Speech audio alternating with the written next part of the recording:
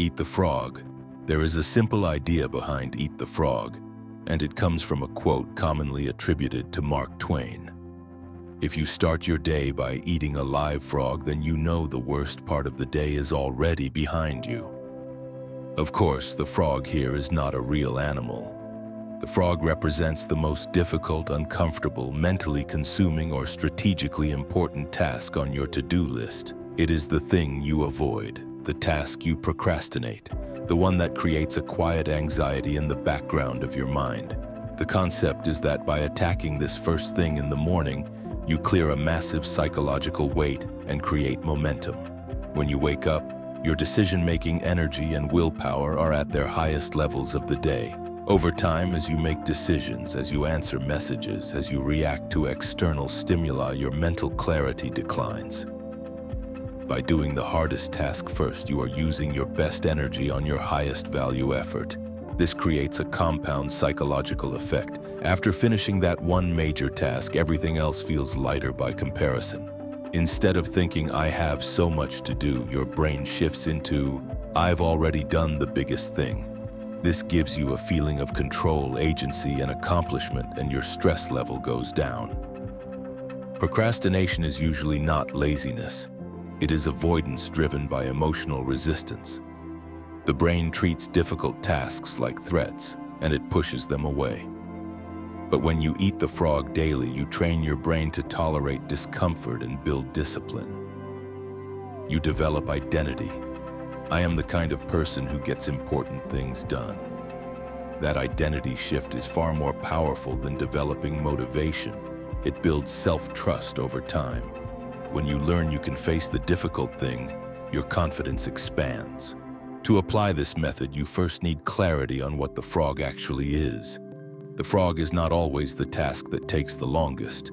It might be something short but emotionally charged, like a difficult phone call or a strategic decision. Each day, ideally the evening before, identify your frog.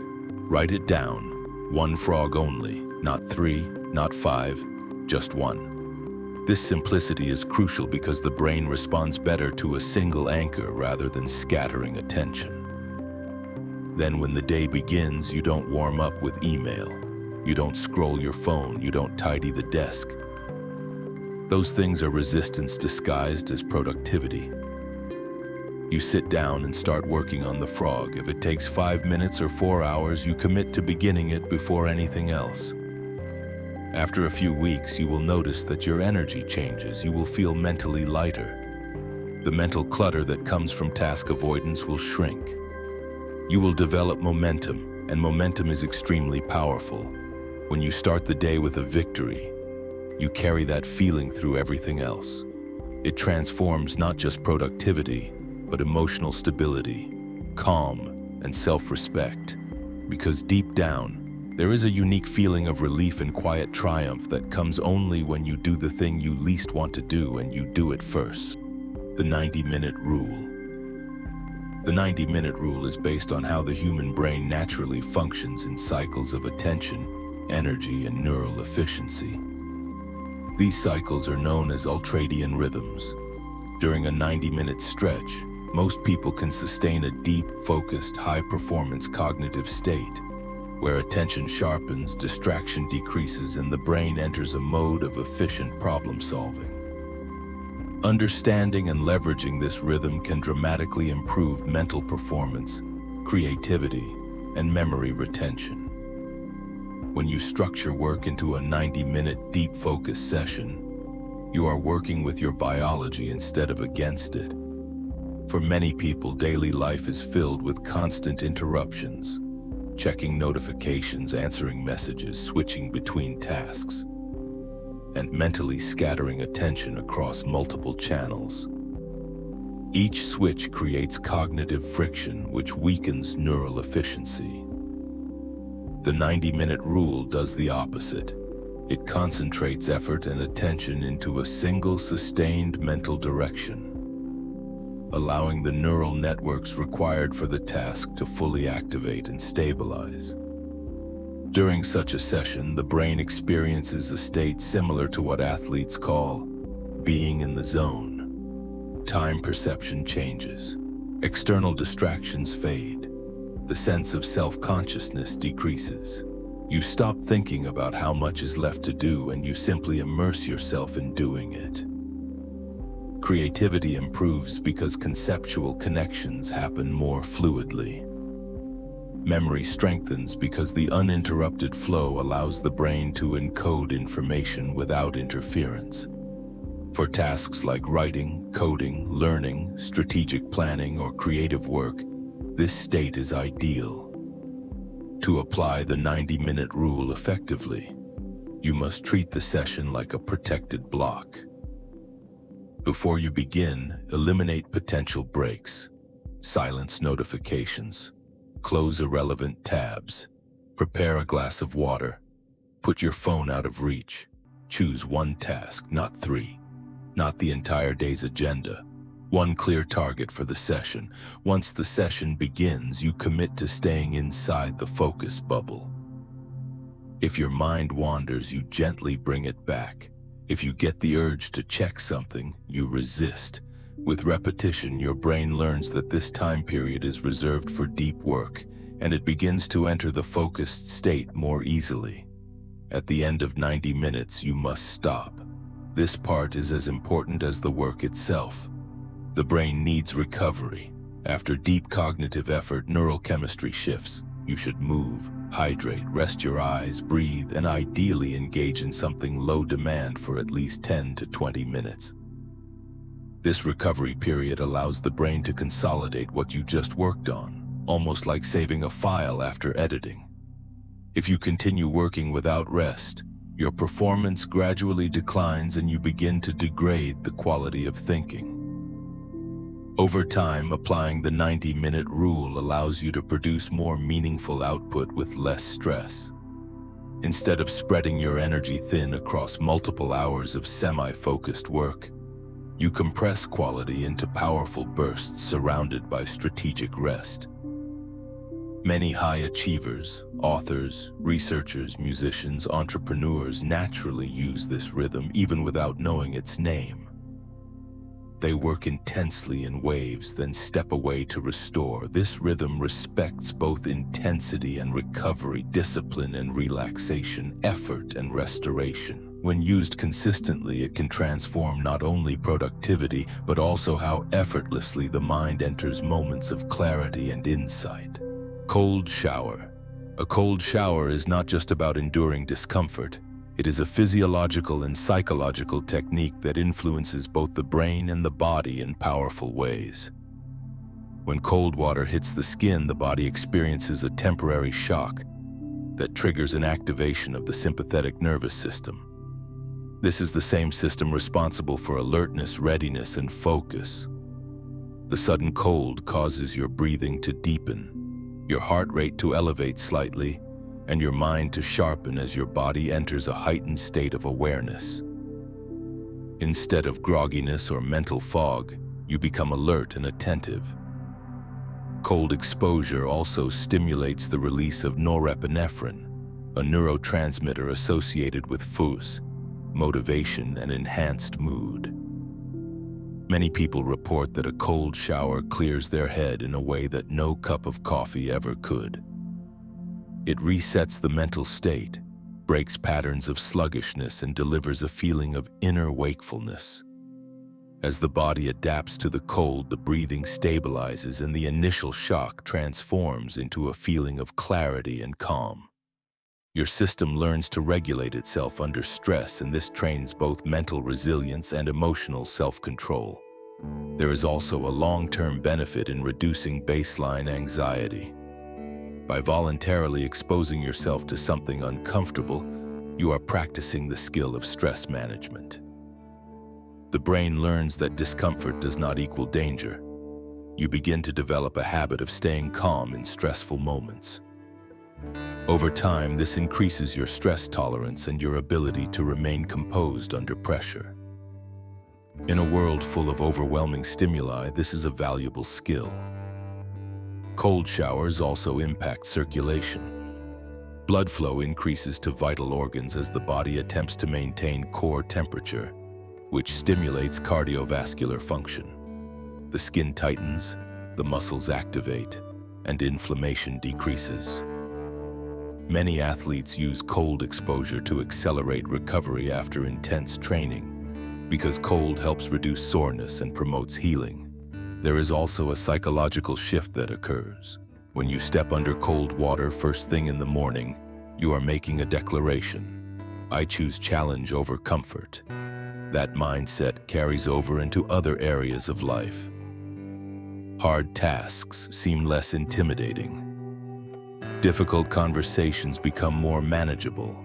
You build identity around capability. By doing something unpleasant by choice, you strengthen self-command. To apply the cold shower method, start gradually. First, complete your normal warm shower routine. At the end, lower the temperature slowly. Begin with 20 to 30 seconds of cold. Focus on breathing slowly and deeply instead of gasping. Over time, increase the duration until you can stay under the cold water for 1 minute, 2 minutes, or even longer. The goal is not to suffer, but to learn to relax while the body is in a stressful environment. The real transformation is internal. You are not just conditioning your skin or waking up your muscles. You are training the nervous system. You are shaping a brain that can meet discomfort with calmness, enter the day with alertness, and recover faster from mental and emotional strain. A cold shower becomes an anchor point of discipline, resilience, and clarity. Meditation is often misunderstood as an attempt to stop thinking, or to force the mind into an empty and silent state. In reality, meditation is the practice of observing the mind rather than controlling it. It is the art of allowing thoughts, sensations, emotions, and memories to rise and fall naturally without judgment and without attachment. Instead of being pulled by every mental impulse, you learn to watch them like clouds passing across the sky. This shift from reacting to observing is the core of meditation and is what creates deep mental clarity. When you sit quietly and focus on a single anchor, such as the breath, a mantra, or simply the sensation of being present, you gradually disengage from the constant mental chatter that typically dominates daily life. Most of the time, the mind is busy replaying the past or forecasting the future. Meditation gently pulls awareness into the present moment. The breath becomes the anchor, steady, rhythmic, always there. Each inhale and exhale keeps you grounded in now. At first, the mind will resist this. Thoughts will appear rapidly. You might think about work, relationships, memories, goals, worries, or random fragments of imagination. The beginner's mistake is to get frustrated or feel like they are doing it wrong. But these thoughts are not interruptions. They are part of the meditation. The real training is in noticing when the mind wanders and calmly returning to the anchor. This repeated cycle, drift, notice, return, builds focus and strengthens mental discipline.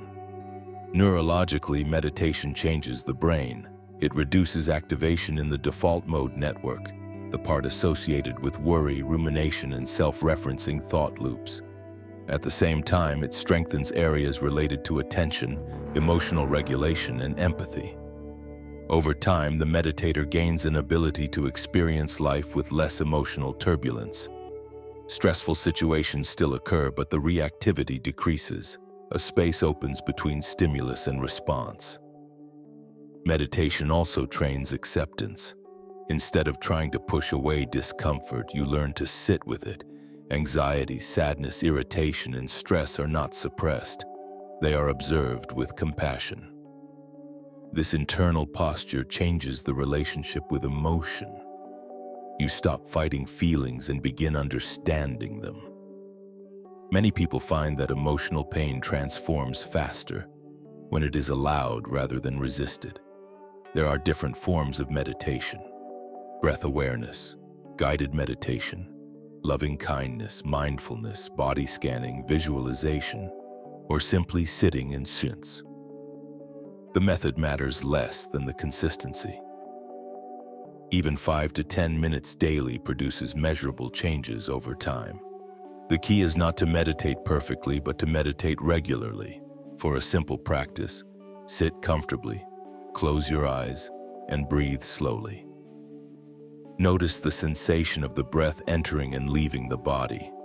When thoughts appear, acknowledge them gently, then return your focus to the breath. If emotions surface, let them be there. If the mind is noisy, allow it to be noisy. You are not eliminating thought, you are learning to coexist with it peacefully. Eventually, meditation reshapes the mental environment. You develop the ability to pause before reacting, to think more clearly and to feel more grounded in your own inner life. You become aware of your thoughts rather than dominated by them. Meditation becomes less a practice and more a way of being, living with awareness, presence, and calmness in the middle of a busy and unpredictable world. Working out. Working out is not just about building muscles or improving physical appearance. It is one of the most effective cognitive enhancers available to the human brain. When you move your body through intentional exercise, whether it is walking, weightlifting, cycling, dancing, or even stretching, you stimulate biological processes that directly improve mood, focus, memory, and overall mental clarity. Movement is fuel for the brain. When you exercise, the heart beats faster, circulating more oxygen-rich blood to the brain. This increases the oxygen supply to neurons, helping them function more effectively. It also supports the creation of new brain cells, especially in areas related to memory and emotional regulation. This process, often called neurogenesis, is one of the reasons why regular physical activity is linked to better long-term cognitive health and reduced risk of mental decline as we age. Exercise also triggers the release of neurochemicals like dopamine, serotonin, and endorphins. These chemicals enhance motivation, stabilize mood, and create a natural feeling of well-being. For many people, working out can be as effective as medication for moderate anxiety or depression. The act of moving your body shifts your emotional state, reducing rumination and breaking mental stagnation. There is also a psychological shift that occurs when working out becomes routine. You begin associating effort with reward, movement with clarity, challenge with growth. The act of committing to exercise, choosing to sweat, choosing to push, builds a sense of agency. You are doing something difficult by choice. This fosters discipline and strengthens identity. You begin seeing yourself as someone who takes care of their mind and body, someone who acts rather than avoids. Working out also improves sleep, which in turn sharpens cognitive function. People who exercise regularly tend to fall asleep faster, reach deeper stages of sleep, and wake up more refreshed. This restorative sleep is when the brain consolidates memories, repairs neural connections, and resets emotional balance. The result is sharper thinking, improved decision-making, and stronger emotional resilience during the day. You do not need extreme workouts for benefits. Even moderate, consistent activity has profound effects. A brisk 20-minute walk can significantly improve alertness. Light resistance training can shift mood. Stretching and mobility work can reduce anxiety. The goal is not punishment, it is activation. You are reminding the body that it is designed to move. You can tailor exercise to match mental goals. If you need calmness, choose slow, rhythmical movement like yoga or walking. If you need energy, choose faster movement like running or cycling. If you need confidence, strength training is powerful because it creates measurable progress. Lifting heavier weights over time reflects growth both physically and mentally. Another important benefit is stress release. The body stores emotional tension, especially in the chest, neck, and back. Movement literally moves this tension out. You shake out anxiety, you sweat out frustration, you drain emotional buildup through physical exertion instead of letting it accumulate mentally. Working out over time becomes more than a physical habit. It becomes a mental reset button, a way to process emotions, a ritual of energy transformation, a practice of self-maintenance. When you treat exercise not as a chore but as cognitive nourishment, it shifts from something you have to do into something you get to do. A gift to your brain, your mood, and your inner state. Gratitude journaling. Gratitude journaling is the practice of consciously writing down things that you appreciate, value, or feel thankful for in your life. At first glance, it might seem like a simple or even trivial exercise, but its psychological effects are deep and impactful. The human brain has a natural tendency to focus on problems, threats, and unfinished tasks. This is a survival instinct inherited from our ancestors. Gratitude journaling gently retrains the attention system. Instead of habitually scanning for danger or deficiency, you begin to notice abundance, connection, progress, and nourishment in your life. When you sit down with a journal and write about what you are grateful for, you create a small shift in perception. You might write about a person who helped you, a moment of kindness you received, something beautiful you saw, a success you achieved, or even something simple like a cup of warm coffee or a comfortable bed. Over time, these small reflections accumulate, building a mindset of appreciation instead of scarcity.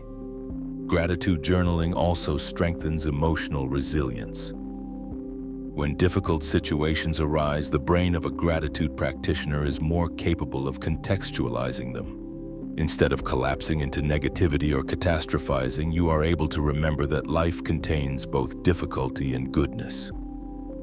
You become more balanced in emotional response because you are training yourself to see the full spectrum of experience.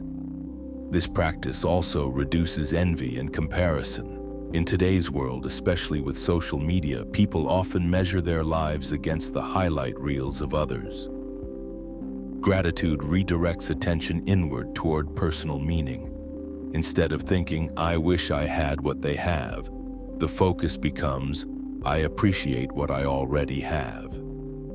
This develops contentment without complacency, being satisfied with now while still able to move toward goals. Another benefit is improved relationships. When you write down things you appreciate about others, such as their support, friendship, humor, wisdom, or presence, you start to feel more connected to them. You may even feel more motivated to express appreciation directly, which deepens bonds and strengthens mutual trust. There is also a neurological impact. Gratitude activates brain circuits related to reward and positive emotion. This releases neurotransmitters like serotonin and dopamine, which support well-being and calmness. Over time, these neural pathways become stronger. The brain becomes better at generating positive emotional states naturally. To practice gratitude journaling effectively, you don't need long pages of writing. Even 3 to 5 sentences a day can make a difference. Try writing at the same time each day, such as in the morning to set a tone of appreciation, or in the evening to reflect on the day. Be specific rather than general. Instead of writing, "I'm grateful for my family," write, "I'm grateful for the comforting call from my sister today." Specificity deepens emotional impact. You might also write about challenges. For example, "I'm grateful I learned something from this mistake," or "I'm grateful I had the strength to get through that stressful moment." This reframes hardships as sources of growth rather than trauma. Over weeks and months, gratitude journaling becomes a subtle, transformative force. You begin noticing small joys, unexpected blessings, and meaningful moments that otherwise would have passed unnoticed. The world becomes a more generous and compassionate place, not because the external world changed, but because your perception did. Gratitude journaling is a quiet but powerful shift in consciousness, teaching you to see life through a lens of appreciation and presence. NSDR. NSDR stands for non-sleep deep rest. It is a technique that guides the mind and body into a state of profound relaxation without fully falling asleep. During NSDR, the body becomes still, the muscles relax, and the brain shifts into slower, restorative rhythms. This is similar to certain phases of sleep, but you remain gently conscious and aware. The purpose is to recover mental energy, reduce stress, and restore focus more efficiently than simply resting or taking a nap. In our everyday routines, the brain endures constant stimulation. Notifications, conversations, decisions, work, emotional demands. Just as muscles need rest after exertion, the brain needs recovery too. NSDR provides that recovery. During this process, the nervous system shifts from a state of alertness into a parasympathetic mode, commonly known as rest and digest. Heart rate slows, breathing deepens, and cortisol, the stress hormone, reduces. This creates a physiological state of calm that restores clarity and emotional equilibrium. NSDR often begins by lying down or sitting comfortably. The eyes are typically closed. A voice, audio track, or internal self-guidance directs attention through the body. You might be instructed to notice sensations in your toes, then your ankles, knees, thighs, and so on, moving slowly upward. This is sometimes called a body scan. As attention guides through each part of the body, tension melts away. It is like giving the nervous system permission to stop carrying invisible pressure. Another component of NSDR is guided breathing. Breathing becomes slow, steady, and rhythmic. The exhale gradually becomes slightly longer than the inhale, which signals safety to the brain. As breathing slows, the amygdala, the brain region associated with fear and emotional alarm, reduces activation. The prefrontal cortex associated with executive thinking and rational planning becomes clearer and more stable. One of the unique benefits of NSDR is its impact on learning and memory. Research suggests that when the brain enters these deep rest cycles, it reorganizes and consolidates information. This makes NSDR especially useful after intense study, problem-solving, or creative work.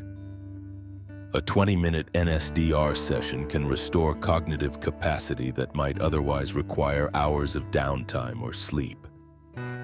Unlike napping, NSDR does not usually result in grogginess or sleep inertia. You remain aware, simply deeply relaxed. When the session ends, the mind feels refreshed, alert, and grounded. Many people describe a sensation of gentle mental brightness. The fog lifts and thinking becomes cleaner and smoother. NSDR is also beneficial for regulating emotional states. Anxiety and tension often accumulate unconsciously throughout the day. In NSDR, these emotional layers unwind. The body reclaims a feeling of internal safety. The mind becomes quieter. Thoughts slow down. You shift from reacting to observing. Practicing NSDR regularly trains your nervous system to return to calm more easily. It builds emotional resilience, the ability to self-regulate rather than collapse into stress. It also repairs the subtle mental exhaustion that many people live with without realizing it. To practice NSDR, find a quiet place, lie down or sit back comfortably, close the eyes and follow a guided session or internal script for 10 to 30 minutes. Allow the body to soften, allow the breath to deepen, allow the mind to rest. You are not forcing anything, you are letting go. NSDR is a practice of permission rather than effort, permission to rest, permission to reset, permission to return to inner clarity. The morning walk. The morning walk is more than just light exercise. It is a powerful mental reset that influences mood, brain performance, stress levels, and emotional balance. When you step outside early in the day and begin moving your body at a gentle, steady pace, something subtle but profound happens. Your senses wake up. You begin to see light differently, hear sounds more clearly, and feel air on your skin in a way that reconnects you with your environment. This sensory engagement pulls the mind away from internal chatter and toward grounded presence. Exposure to natural morning light has a strong effect on the brain. Sunlight in the early part of the day stimulates serotonin, a neurotransmitter responsible for mood regulation and calm happiness.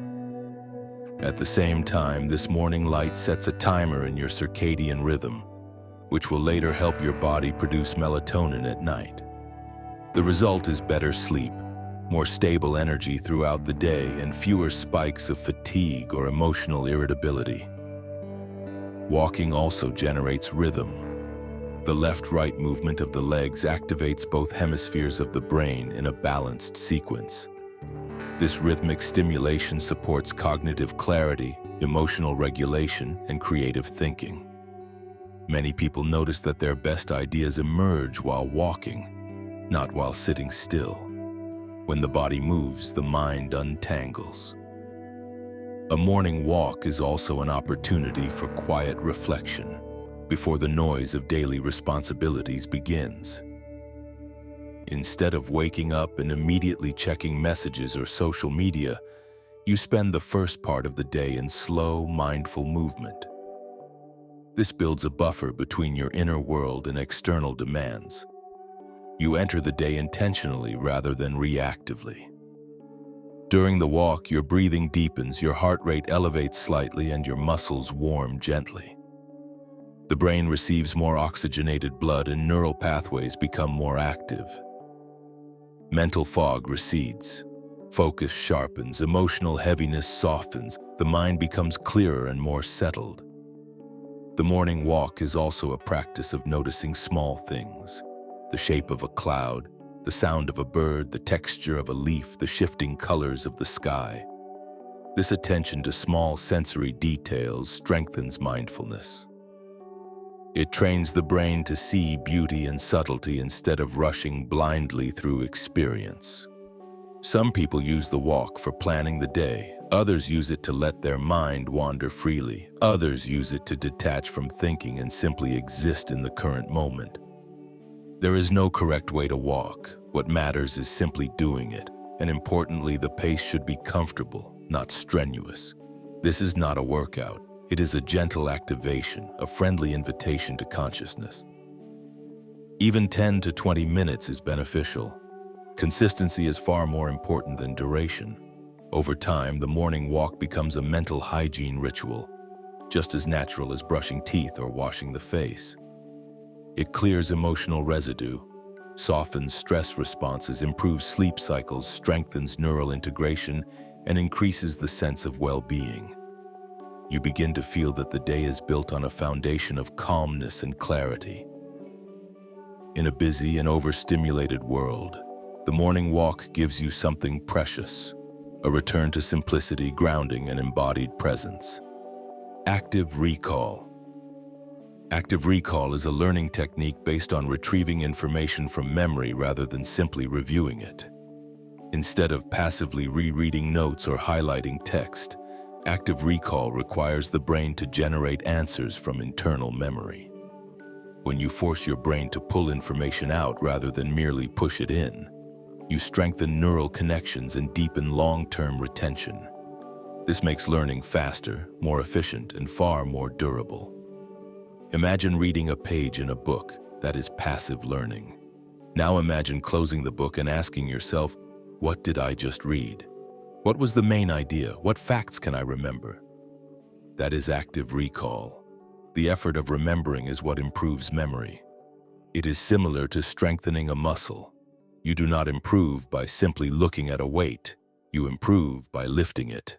Active recall strengthens the hippocampus, the part of the brain involved in memory formation. Each time you attempt to retrieve information, even if you partially fail, your brain reinforces the pathway associated with that knowledge. The more effortful the recall, the more powerful the consolidation. This means even struggling to remember is beneficial. Forgetting and then remembering builds deeper memory than passively reviewing. One of the simplest forms of active recall is question-based learning. After studying something, you ask yourself questions about it. You can also cover key points with your hand and try to remember them, or summarize without looking at the material. Flashcards are another classic method, seeing a prompt on one side and trying to recall the answer before flipping it. But active recall is not limited to academic learning. It works for speeches, skill acquisition, professional knowledge, and even personal insights. Another advantage of active recall is that it exposes gaps in understanding. When you reread notes, everything seems familiar. But familiarity is not mastery. You might believe you know the material simply because your eyes recognize it. Active recall reveals whether you truly remember or simply recognize. If you struggle to recall something, that struggle shows where you need reinforcement. It gives honest feedback. Active recall also makes study time more efficient. Instead of spending long hours passively reviewing material, you engage in short, intense bursts of retrieval. This reduces total study time while significantly increasing retention. It aligns with the way the brain naturally organizes memory, through retrieval and reinforcement. To practice active recall effectively, start by breaking information into small chunks. Study one section, then close the material and try to restate it out loud or on paper. Ask yourself questions like, what were the main ideas? How would I explain this to someone else? What example supports this concept? You can even record your explanations in audio or voice notes, which strengthens understanding through active speaking. Consistency is key. It is better to practice active recall regularly in shorter sessions than to review once in a long passive session. This is because memory strengthens with spaced retrieval over time. Each time you recall information, the pathway strengthens, eventually turning knowledge into something automatic and internalized. Over time, active recall shifts how you interact with learning. You stop treating knowledge as something you consume and instead treat it as something you produce. You become an active participant rather than a passive observer. You build confidence because you know you can access the information without reference. And you train the mind not just to store facts, but to retrieve them with clarity and precision. Active recall is not harder learning, it is smarter learning. It respects how the brain naturally organizes knowledge. By engaging memory actively, you unlock deeper understanding, sharpen comprehension, and elevate cognitive capabilities. Pomodoro Reset. The Pomodoro Reset is a time management and mental performance technique built around cycles of focused work followed by deliberate rest. The core idea is simple. The brain works best in short bursts of concentrated effort, not in long, uninterrupted marathons. When you divide your work into structured intervals, you reduce mental fatigue, increase clarity, and protect your cognitive energy from being drained by constant decision-making and multitasking. This method creates a rhythm between effort and recovery which strengthens productivity without overwhelming the mind. A single Pomodoro cycle usually consists of 25 minutes of deep, focused work followed by a 5-minute break. After completing 4 cycles, you take a longer rest of 15 to 30 minutes. However, the time can be adjusted depending on your personal rhythm. The magic is not in the exact minutes, but in honoring the cycle: focus, pause, reset, repeat. During the work interval, your goal is to focus on one task only.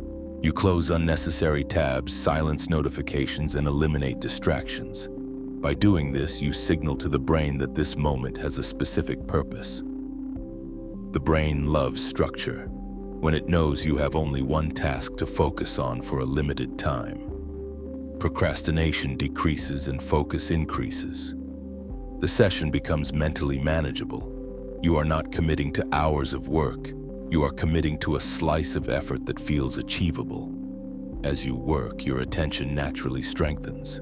The first few minutes may feel scattered, but as the mind settles into the task, you enter a more concentrated state. This is when the brain becomes efficient, making connections and processing information smoothly. Then comes the reset, the break. Many people underestimate the importance of the break. It is not optional. During these 5 minutes, your brain shifts out of focused mode and into diffuse mode. a state where ideas reorganize, mental strain softens, and insights often emerge spontaneously. You are not meant to check messages or jump to another complex task during the break. Instead, you should stand up, stretch, drink water, look out a window, or simply breathe. These actions lower cognitive load and restore energy. Over time, this cycle trains your brain to respect effort and recovery. You build internal discipline because your mind becomes accustomed to the rhythm. You stop pushing yourself into exhaustion, and you prevent the burnout that comes from working without boundaries. Instead of fighting your biology, you synchronize with it. The Pomodoro Reset also reduces perfectionism. When you know you have a short time window, you stop overthinking and start acting. You focus on progress instead of getting stuck on details. The ticking timer creates gentle urgency, which reduces the tendency to procrastinate. Another powerful effect is awareness of time. Many people move through their day without realizing how much time slips through distractions. But when you use Pomodoro sessions, your day becomes divided into meaningful blocks. You can track how many cycles you completed and see your progress clearly. This creates a sense of accomplishment and builds momentum. This technique is especially helpful for tasks that feel overwhelming. A large project becomes manageable when broken into Pomodoro cycles. Instead of thinking, "I must finish everything," your mind shifts to, "I only need to focus for the next 25 minutes." With consistent practice, the Pomodoro Reset becomes more than a productivity tool. It becomes a mental framework. You learn how to work intentionally, how to rest strategically, and how to maintain clarity throughout the day. Default mode walks. Default mode walks are a deliberate practice of walking while allowing the mind to drift freely, without forcing focus or actively directing thoughts. Normally, during work or problem solving, the brain is in a task-focused mode. But during a default mode walk, you step into an entirely different mental state, the default mode network, where the mind gently meanders through memories, associations, questions, and subconscious processing. This is the state where ideas combine, insights form, and creativity blossoms. When you walk without a goal of thinking about something specific, the brain begins making connections beneath conscious intention. Old experiences linked to new information. Impressions you didn't realize you absorbed begin surfacing. Problems you previously struggled with suddenly feel clearer because you are no longer gripping them tightly. It is like loosening the cognitive pressure so your mind can solve problems in the background. Walking plays an important role because physical movement stimulates brain activity in a balanced, rhythmic way. The alternating left-right step pattern creates cross-hemispheric activation, encouraging cooperation between the analytical side and the creative side. You are moving, but not fast. You are aware of your surroundings, but not intensely focused on them. This kind of gentle attention allows the mind to roam. During a default mode walk, you may naturally recall conversations, imagine hypothetical scenarios, revisit old memories, think about future possibilities, or simply drift into internal imagery.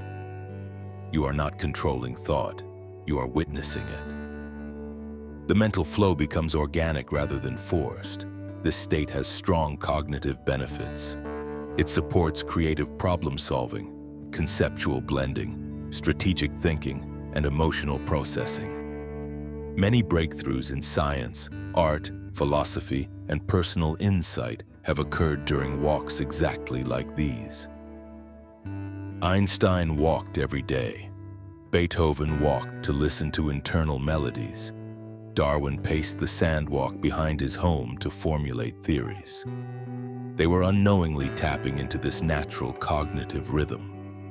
The practice also relaxes mental tension. When we constantly force concentration, cognitive friction accumulates. But default mode walks restore the brain by giving it permission to wander. Instead of wrestling with thoughts, you allow them to loosen and realign. To practice it, begin by stepping outside or into an open indoor space. Start walking at a natural tempo. Do not listen to speech, podcasts, or information. Gentle music is fine, but silence is even better. Do not set a goal like, "I will think about this topic." Let thoughts move on their own. If the mind repeats something trivial, like a phrase or memory, that's fine. If it drifts into imagination, that's fine. If it goes blank, that's fine too. There is no productivity pressure. Paradoxically, this absence of pressure is what triggers deep insight. You give the brain room to breathe, and very often, without trying, an unexpected idea appears. A solution comes. A new perspective emerges. It feels like something rises from within you rather than being constructed by effort. That is the default mode network at work. After a default mode walk, people often feel mentally refreshed, emotionally lighter, and creatively awakened. It is not a break from thinking. It is a different kind of thinking. A softer, more intuitive kind. It reconnects you with your inner mind and reveals thoughts that usually whisper beneath conscious awareness. Nootropics. Nootropics are substances that support cognitive function, including memory, focus, alertness, motivation, and overall mental clarity. The term comes from Greek roots meaning mind-bending or mind-shaping.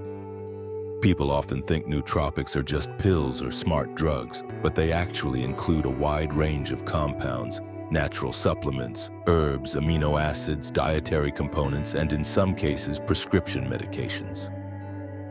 The core idea behind nootropics is that certain substances can enhance brain function without causing harm or dependency when used responsibly. Natural nootropics include things like L-theanine, found in green tea, which promotes calm focus.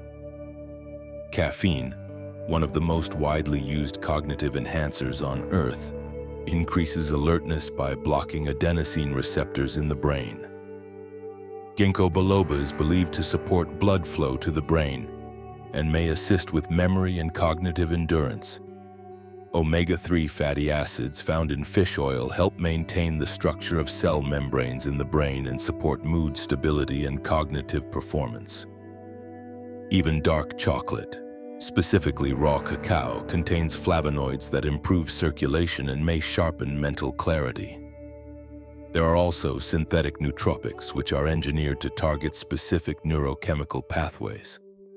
Some of these affect acetylcholine, a neurotransmitter involved in learning and memory. Others affect dopamine, associated with motivation and reward. It is important to understand that while some synthetic nootropics show promise in research, they may also come with risks and require medical supervision. The safest and most sustainable cognitive enhancers tend to be natural and nutritional. One of the key benefits of nootropics is not just sharper thinking in the moment, but improved cognitive stamina throughout the day. They can reduce mental fatigue and help maintain focus for longer periods, especially during tasks that require sustained attention. Many people use nootropics during study sessions, creative work, problem-solving, or high-pressure decision-making. The effect is often described not as a jittery spike, but as a gentle sharpening of awareness, like the brain is operating with cleaner wiring. Another important aspect is mood regulation. Some nootropics increase serotonin or GABA activity, supporting calmness and emotional stability. Others increase dopamine or norepinephrine, enhancing motivation and drive. In this sense, nootropics do not just make the brain faster, they can make it more balanced. However, the real foundation of cognitive enhancement through nootropics is context. These substances work best when paired with good sleep, hydration, nutrition, movement, and mental engagement. A tired, dehydrated, sleep-deprived brain cannot be turned into a high-performing machine simply by swallowing supplements. Nootropics amplify an already supported brain. They are not a substitute for a healthy foundation. It is also worth noting that humans have used cognitive enhancers throughout history.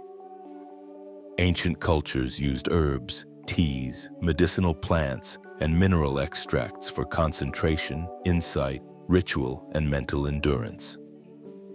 In many ways, modern nootropics are continuing an old human instinct to optimize the mind. Responsible use means experimenting gradually, paying attention to how your body responds, and choosing compounds that support long-term brain health rather than short bursts of artificial stimulation. This includes developing a relationship with your own cognition, observing how subtle changes in chemistry produce changes in mood, focus, or creativity. In the end, nootropics are best understood not as magical brain boosters but as gentle allies, tools that support clarity, resilience, and sustained engagement. When used wisely, they can help unlock a sharper, calmer, more energized version of your natural mental ability. Sensory deprivation. Sensory deprivation is the practice of temporarily reducing outside sensory input, such as light, sound, touch, and stimuli, to allow the brain to reset, recalibrate, and access deeper layers of awareness. In our everyday environment, the mind is constantly bombarded with information. Noise, screens, movement, light, conversation, notifications, background sounds, these all compete for attention. Sensory deprivation intentionally removes this input. When the senses quiet down, the mind begins to slow, and the internal world becomes more noticeable and vivid. One of the most common methods is floating in a sensory deprivation tank, where the body lies in warm, salted water in complete darkness and slents. In this environment, the brain no longer needs to manage the body in space. There is no gravity pressure, no temperature variation, no external sound, and no visual input. Without these sensory demands, the mind shifts into a state of deep internal reflection and neural restoration. But sensory deprivation does not require a tank. A dark, quiet room, noise-canceling headphones, a sleep mask, or even simply sitting still with eyes closed can induce similar states of minimal input. Psychologically, sensory deprivation quiets the external world, so the brain can process the internal one. Thoughts that normally get drowned by noise rise to the surface. Stored emotional tension may release. Creative ideas and insights can emerge more easily. For some, it feels like accessing a deeper, quieter layer of consciousness, one that is normally hidden beneath the surface of waking mental chatter.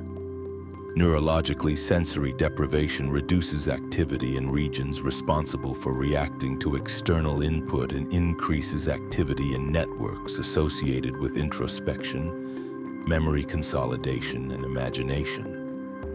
The brain enters a state similar to deep meditation or early REM-like creative cognition. In this state, people often report a sense of timelessness, floating, or expanded awareness. This process also supports nervous system regulation. When external stimulation decreases, cortisol levels drop and the body enters a restorative mode. This helps reduce anxiety, improve emotional regulation, and lower stress.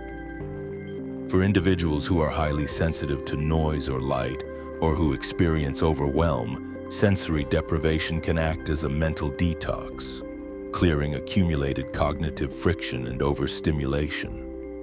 Another powerful aspect is body-mind separation. Without sensory feedback, you stop actively holding your body in posture. Muscles relax deeply. The mind detaches from physical identity and shifts toward pure awareness. This can create profound feelings of calmness, spaciousness, or clarity. To practice sensory deprivation at home, you can start by eliminating one sense at a time. For example, lie in a dark room with earplugs, or wear an eye mask and sit in silence. or take a warm bath and close your eyes. The goal is not to force thought, but to allow stillness. When you remove input, the brain naturally resets. You become aware of internal rhythms, breathing, heartbeat, thought patterns, like rediscovering yourself beneath sensory layers.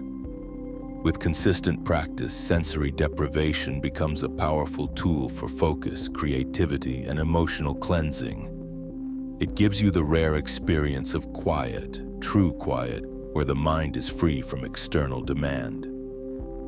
In that space, you can meet your inner world with clarity, softness, and presence.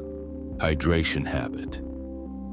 The hydration habit is the simple but powerful practice of regularly drinking water to maintain optimal brain and body function. Many people underestimate how profoundly hydration influences mental clarity.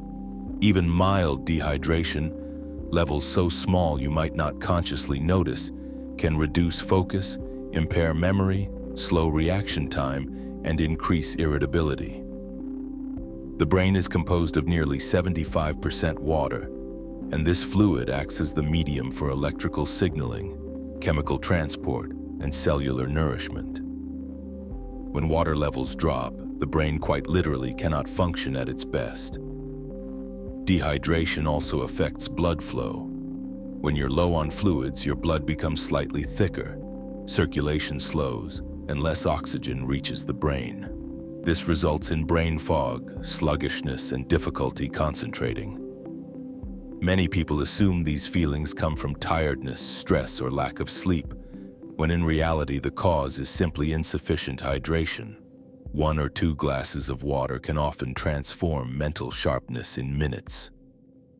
Water also assists in regulating body temperature, flushing metabolic waste, and supporting cellular function.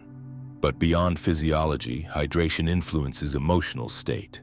A dehydrated brain sends stress signals activating mild fight or flight responses. This can make you more reactive, anxious, impatient, or tense without realizing why. When you hydrate, the nervous system relaxes and emotional regulation improves. Developing a hydration habit means drinking water proactively, not reactively. Instead of waiting until you feel thirsty, which already indicates mild dehydration, you maintain steady fluid intake throughout the day. A common guideline is to drink water soon after waking. During sleep, the body goes many hours without fluid intake. The first glass of water in the morning can awaken metabolism, reoxygenate the brain, and improve early morning alertness. For many, this practice noticeably reduces morning grogginess. Another approach is to drink small amounts regularly rather than large amounts occasionally. Sipping consistently keeps hydration stable, whereas gulping large quantities at once can overwhelm the body and pass through quickly without long-term benefit. You can also support hydration with food. Many fruits and vegetables have high water content and naturally replenish fluid levels. The hydration habit also encourages conscious body awareness. When you pay attention to fluid intake, you begin noticing subtle cues like changes in mental sharpness, energy, or mood. Over time, this helps develop intuitive understanding of your own biological rhythms. There is also a psychological shift. Carrying a water bottle or keeping a glass nearby becomes a visual cue, gently reminding you to hydrate. This creates environmental support rather than relying solely on willpower. The goal is automaticity, hydration becoming effortless, natural, habitual. Hydration is also essential for optimal physical performance. Muscles and joints require adequate fluid levels to function properly. But the connection to cognition is even stronger. Studies show that well-hydrated individuals perform better on tasks requiring memory, attention, and problem-solving. Athletes hydrate for physical power. Thinkers hydrate for mental power. Caffeine and alcohol can contribute to dehydration, so people who regularly consume coffee or alcoholic beverages may require additional water to maintain equilibrium. Even air conditioning, heated indoor air, and screen-heavy environments can subtly dehydrate the body. We lose water constantly through breathing, sweating, and metabolic processes, even in stillness. So hydration is not just for exercise or heat, it is for living. Ultimately, the hydration habit is a gesture of care toward the brain. You are giving it the basic material it needs to operate smoothly. Clear thinking, balanced emotions, reliable memory, steady energy. All of these are supported by something as simple as drinking enough water. When you treat hydration as foundational brain maintenance rather than an afterthought, you cultivate sharper thinking, steadier mood, and a subtle but powerful sense of well-being. Caffeine timing. Caffeine timing is the practice of using caffeine strategically, rather than habitually or randomly, to enhance performance, alertness, and cognitive function. Caffeine itself is not just a stimulant, it is a psychoactive compound that blocks adenosine, the neurotransmitter responsible for signaling fatigue. When adenosine is blocked, your brain temporarily feels more alert, focused, and energized. But the timing of caffeine determines whether this effect supports your natural rhythms or disrupts them. When you wake up in the morning, your body already produces cortisol, a natural wakefulness chemical that elevates alertness. Many people make the mistake of drinking caffeine immediately upon waking, but when caffeine is consumed while cortisol is high, the stimulant competes with and can suppress your natural energy system. Over time, this can lead to increased tolerance and dependency. The more effective approach is to wait around 90 minutes to 2 hours after waking before consuming caffeine. This allows cortisol to complete its job naturally, and then caffeine can amplify the alertness rather than interrupting it. Another key aspect is aligning caffeine with energy dips rather than peaks.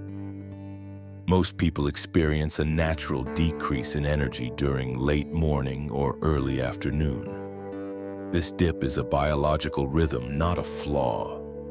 When caffeine is used during these dips, it can smoothly support productivity without overstimulating the system. Dosage also matters.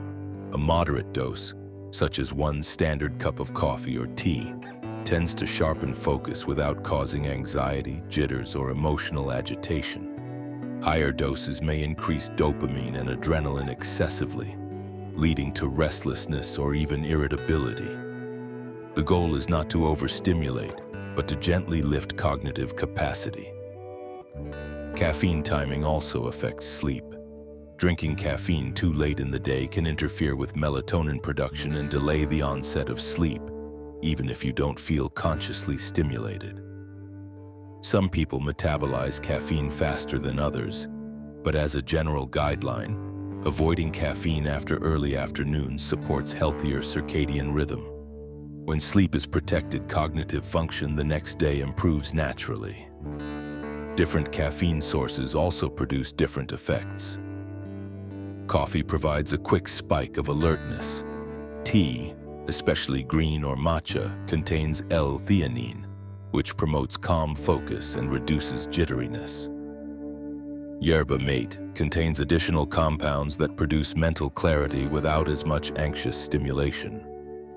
Understanding your individual response helps refine both the source and timing.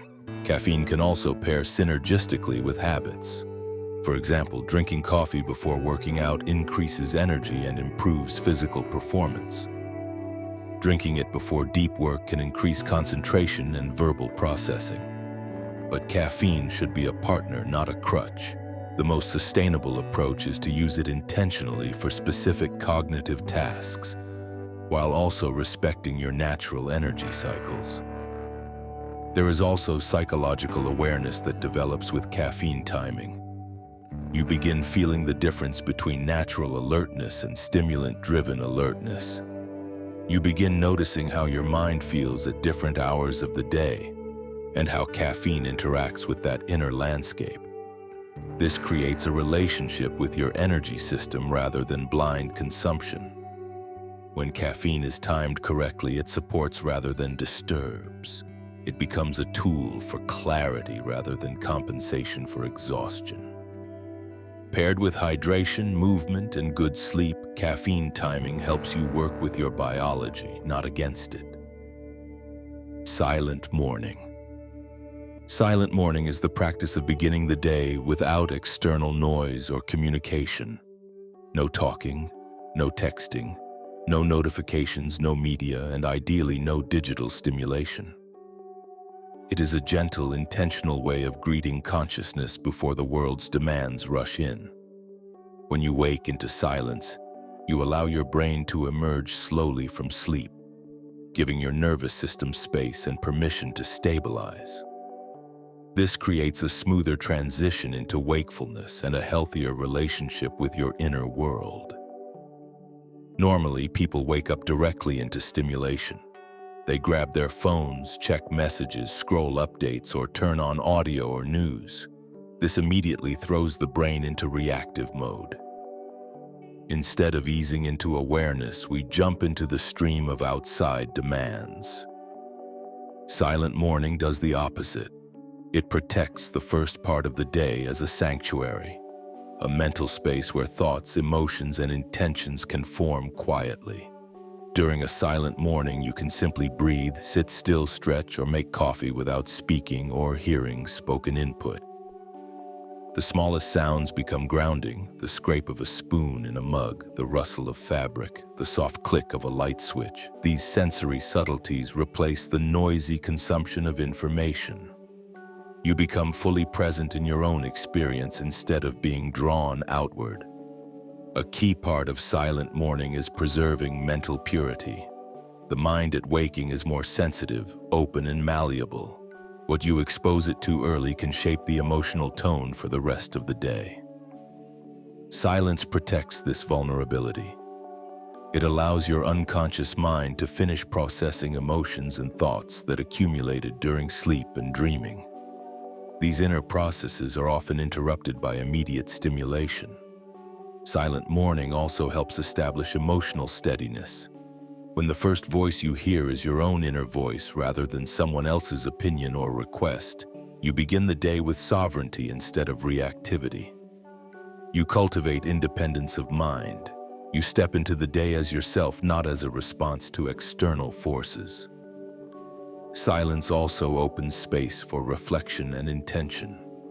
You can consider what matters today, how you want to feel, who you want to be in interactions, and what energy you want to carry. This is not forced planning, but gentle inner alignment. Even a few minutes of this kind of quiet grounding can soften anxiety and create clarity. Some people combine silent morning with journaling, slow breathing, or mindful movement. Others simply sit, sip tea, and watch morning light shift across the room. There is no structured ritual required. The silence itself is the ritual. With practice, a silent morning can deepen inner intuition. In stillness, subtle ideas or realizations often surface. Solutions to problems, emotional insights, or creative sparks. The mind is more audible when the world is quiet. This practice is especially transformative for people with demanding jobs, high communication load, or emotional sensitivity. It acts as a buffer, a boundary, a self-respecting pause before stepping into interaction. Silent morning reminds you that you are not just a participant in the external world, you are also the keeper of an inner world, and that inner world deserves recognition at the start of each day. Thought labeling. Thought labeling is the practice of noticing thoughts as they arise and giving them simple, neutral names. Instead of becoming entangled in thinking, you become an observer of thinking.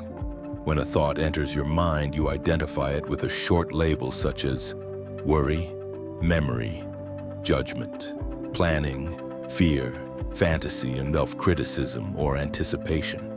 By naming the thought, you create distance between you and it. You shift from "I am the thought" to "I am aware of the thought." This transforms your relationship with inner experience. Most people live in automatic identification with their thoughts. When the mind generates something stressful, such as "I'm not good enough" or "I might fail," they unconsciously believe and internalize it. But when you label that thought as self-doubt, you weaken its emotional grip. The thought becomes something happening in your mind rather than something defining you. You stop drowning in the content and start observing the process. Thought labeling forms a bridge between mindfulness and emotional regulation. You do not suppress thoughts or argue with them. You simply name them and let them pass. The brain begins to learn that thoughts are events, not commands. This reduces suffering by reducing identification. For example, during anxiety, many thoughts cluster around fear or uncertainty. When you label them, fear thought, catastrophic prediction, what-if scenario, you prevent emotional escalation. The nervous system relaxes because it recognizes that these are mental projections, not immediate realities. Similarly, when a self-critical thought arises like, "I can't handle this," labeling it as self-criticism allows compassion to step in. Thought labeling also improves focus. When the mind drifts during work or meditation, you can label the distraction, planning, remembering, wandering. This gently returns attention to the present without force or frustration. Over time, this builds concentration and internal calm. The practice also reveals patterns of thinking. You may notice that certain labels appear repeatedly, perhaps anxiety, comparison, or regret. This creates insight into the mind's habits. You begin to understand which thought types dominate and how they influence your emotions and behaviors. This self-awareness is key to emotional growth. Thought labeling works best when done with a safe, non-judging tone. The label is not a critique, it is simply recognition. You are saying, this is happening, not this shouldn't be happening. The more gently you observe, the more the mind relaxes. You are cultivating a friendly relationship with your inner landscape. With consistent use, thought labeling rewires your internal responses. You become less emotionally reactive. Stressing thoughts lose intensity. You develop a calm center that is separate from mental turbulence. This creates emotional resilience, the ability to remain steady even when the mind produces difficult or repetitive thoughts. Eventually, thoughts begin to pass more quickly. Instead of hooking into them and spiraling, you observe and release.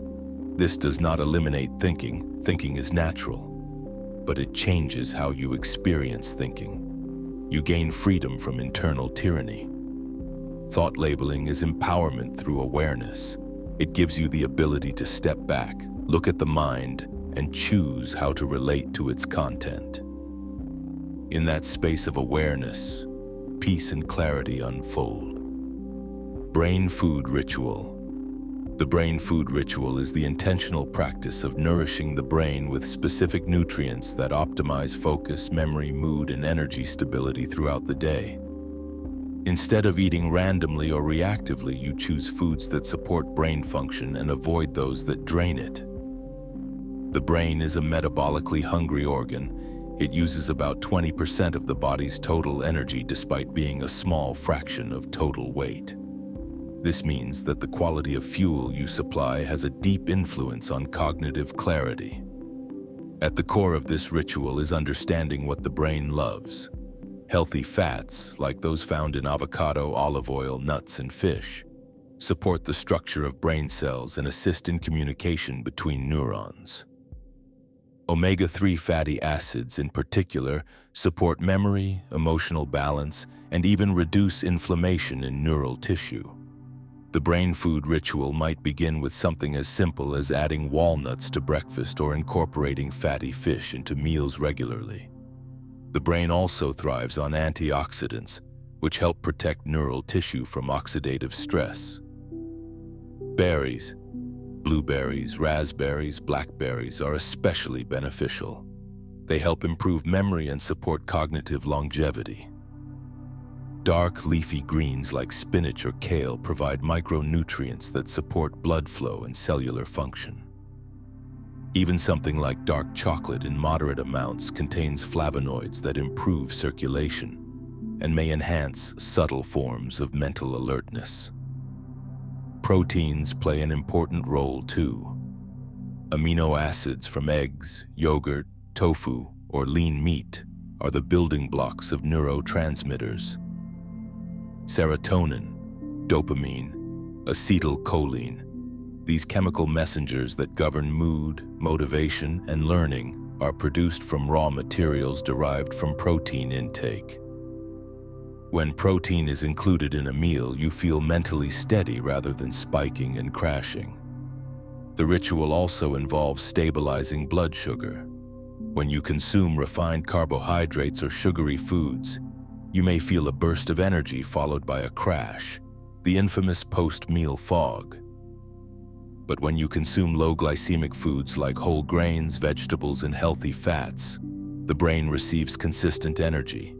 You maintain clear thinking rather than fluctuating clarity.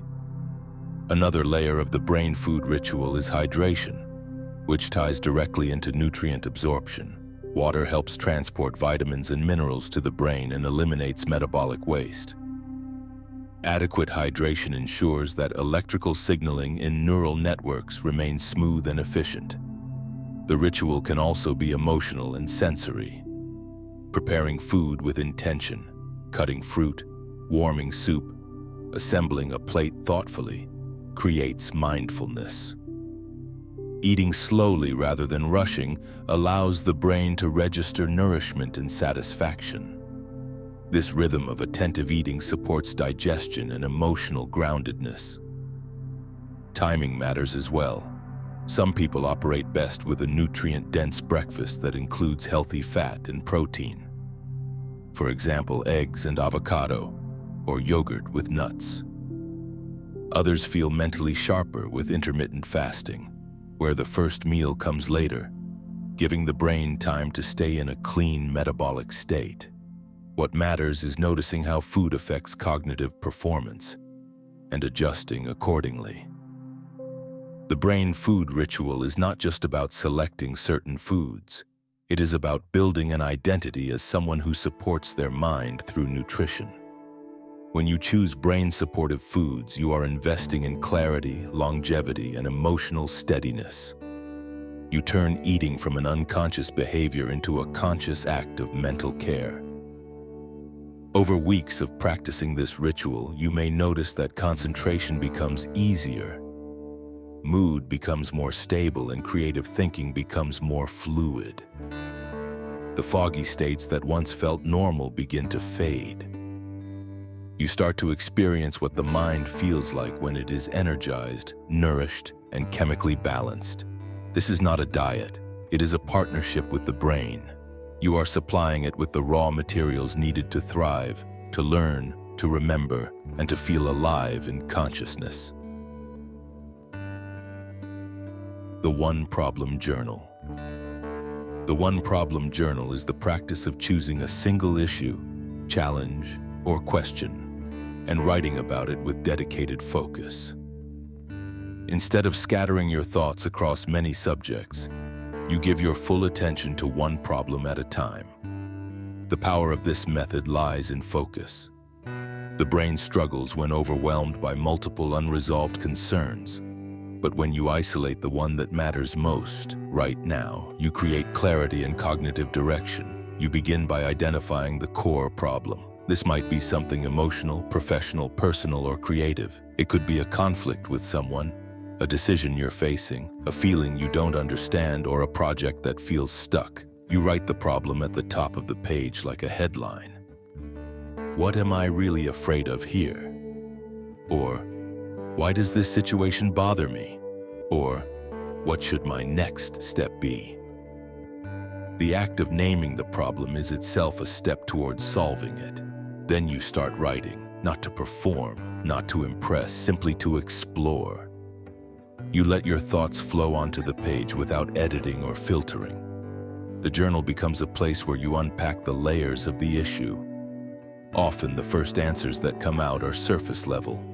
But as you continue writing, deeper insights emerge. The real roots of the problem begin revealing themselves. Fear, expectation, resistance, desire, misunderstanding, or emotional residue. This process helps shift the mind from emotional reaction to conceptual understanding. Instead of being consumed by the feeling of the problem, you begin to think about it. Writing forces the brain to translate vague experiences into structured language. This transforms fog into form. For many people, the breakthrough comes not from finding an immediate solution, but from asking better questions. The one-problem journal also reduces overwhelm. When you concentrate on only one issue, your stress load decreases.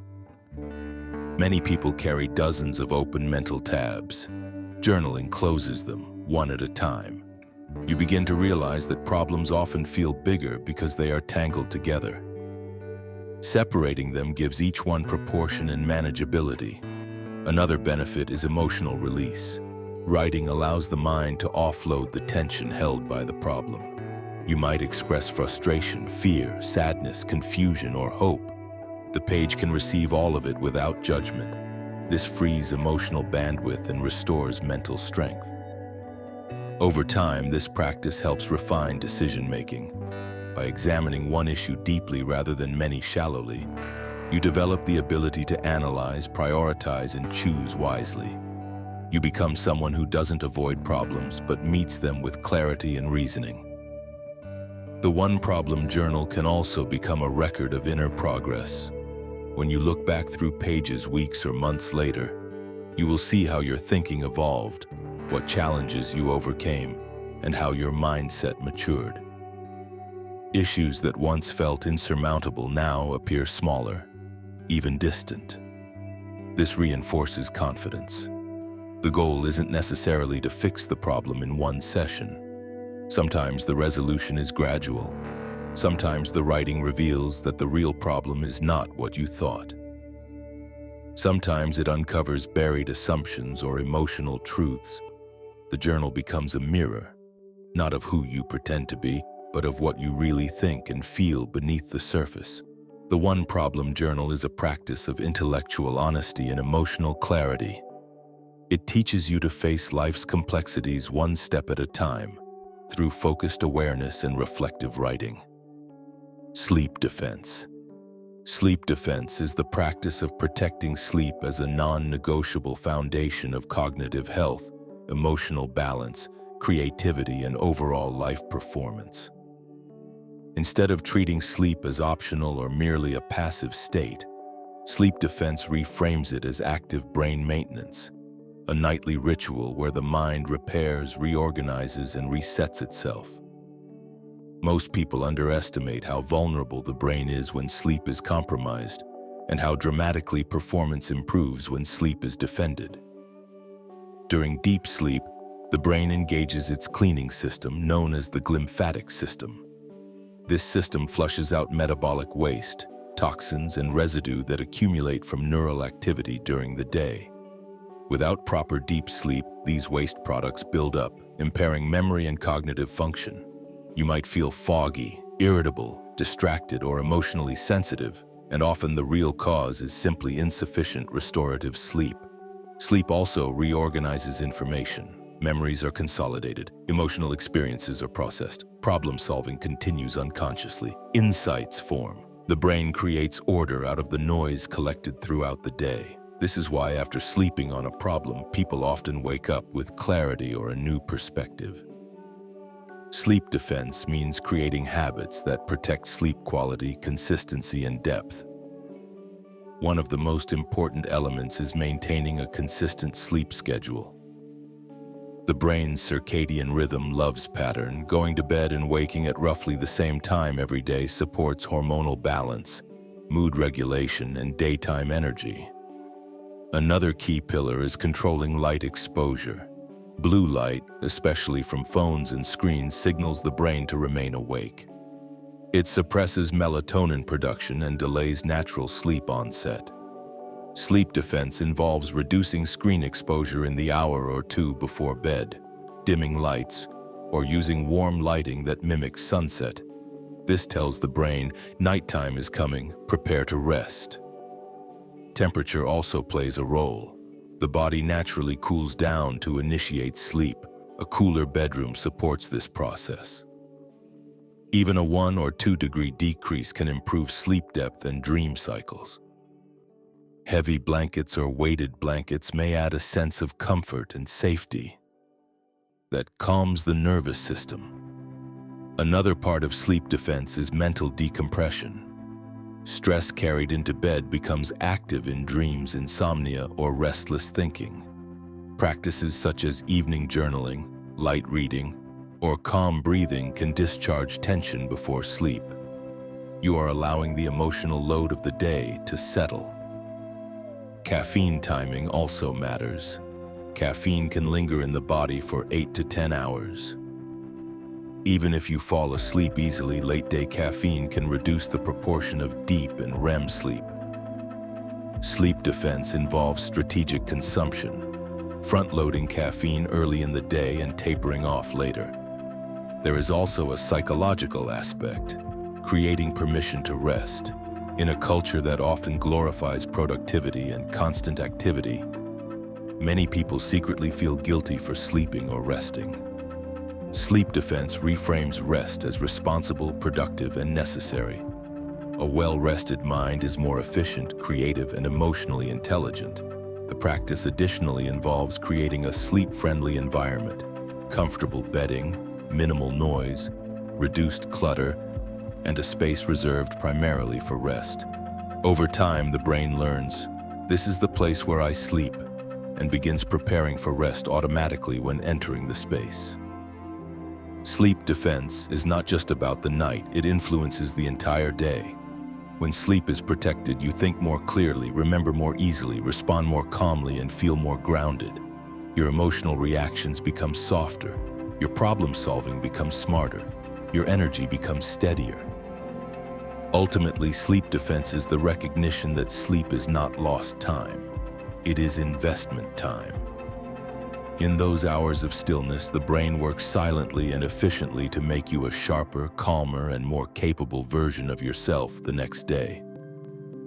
The 2-minute rule. The 2-minute rule is a psychological technique designed to break procrastination by reducing the mental resistance associated with starting a task. The idea is simple. If a task takes 2 minutes or less, you do it immediately. This rule relies on the science of activation energy, the effort required to begin something. Starting a task is often the hardest part. Once action begins, momentum carries you forward. The 2-minute rule works because it transforms intimidating tasks into approachable, bite-sized actions that bypass emotional resistance. The brain frequently avoids tasks not because they are difficult, but because they feel heavy. Sending a quick email, putting something back in its place, washing a dish, making a call, or organizing a file. These are small actions that the mind exaggerates when left undone. They accumulate into mental clutter. The 2-minute rule dissolves this buildup by dealing with tasks before they become psychological burdens. When you adopt this rule, you develop a reflex of immediate engagement. Instead of thinking, I'll do it later, you lean into, I'll do it now. This minimizes lingering thoughts that occupy cognitive space. You free working memory for more complex activities. Every time you complete a 2-minute task, there is a tiny dopamine reward, a small sense of completion that reinforces action. These completions build a momentum of capability. But the rule is not only for genuinely short tasks. It also applies to the beginning of larger ones. Sometimes the 2-minute action is simply a starting step. For example, you don't need to write the entire article, just open the document. You don't need to clean the entire room, just pick up a few items. You don't need to start a full workout, just put on the running shoes. By committing to a simple, easy beginning, you often naturally keep going. You move past the initial friction and into flow. This rule also enhances discipline by shifting identity. You begin to see yourself as someone who acts, not someone who delays. Many people identify as procrastinators because they repeatedly avoid starting. The 2-minute rule transforms this dynamic and rewires behavior patterns. The first step becomes automatic rather than optional. It also reduces stress. Tasks left undone often create low-level anxiety. They hover in the background of consciousness. Completing them immediately removes that hidden pressure. You create a mind that feels lighter and clearer. Over time, the 2-minute rule forms a foundation of efficiency. You start to maintain your environment effortlessly. Your inbox remains cleaner. Your living space becomes more ordered. Your small obligations get resolved almost as soon as they appear. This is not forced productivity, it is gentle self-support. The key is honesty. Not every task must be done immediately. The rule applies for small actions that genuinely take 2 minutes or less, or for small starting steps. If a task exceeds that time frame and requires planning or deeper focus, it belongs in a different system. The 2-minute rule is meant to eliminate trivial friction, not overload you. Eventually, this practice becomes second nature. You see something that needs to be done and you take care of it immediately. And in that small moment, your mind learns a fundamental truth. Action is easier than avoidance, beginning is more powerful than waiting, and a life of momentum is built one tiny decision at a time. Light movement. Light movement is the practice of engaging in gentle, low-intensity physical motion throughout the day rather than staying still for long periods. It is not formal exercise and not a workout. Instead, it is small, simple, continuous movement that keeps blood circulating, supports joint mobility, and wakes up the brain. This can include stretching, shifting posture, walking slowly, rolling the shoulders, rotating the neck, standing up regularly, or performing light household activity. These micro movements keep the nervous system relaxed and the brain oxygenated. Most people spend long portions of the day sitting, in a chair, at a desk, in a car, or on the couch.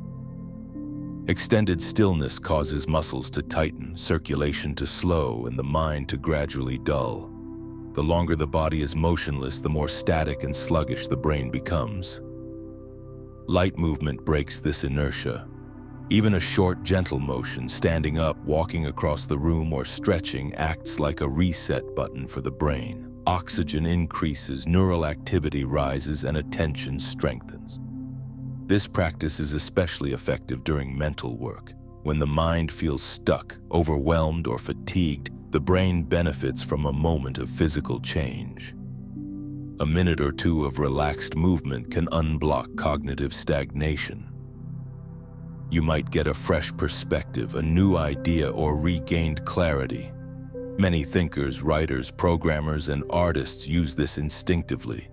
They pause, walk a little, stretch, and then return mentally refreshed. Light movement also supports emotional regulation. Physical stillness often increases mental pressure. If you are emotionally tense, sitting tightly can amplify the feeling, but moving gently softens the emotional state. Stress dissipates through motion. The body helps the mind release what it was holding. This technique also grounds you in the present moment. Movement increases proprioception, awareness of where your body is in space. This anchors attention in the here and now, which can reduce rumination and anxious thinking. Light movement is a form of embodied mindfulness. The key to this habit is frequency, not intensity. It is better to move lightly every 20 to 30 minutes than to sit perfectly still for hours and then exercise intensely once. The brain responds best to continuous rhythmic touch points of motion. Here are examples: standing up and rolling your shoulders, stretching your arms upward, gently twisting the torso, walking to refill water, shifting weight from one leg to another, moving the neck slowly in circles, softly shaking out the arms, rising from the chair for a slow, calming walk. These motions take seconds, not minutes. But each one adds a drop of alertness, a drop of circulation, a drop of vitality. Over time, the cumulative effect is a mind that feels less constricted and more fluid. As this practice becomes natural, you start living in partnership with your body.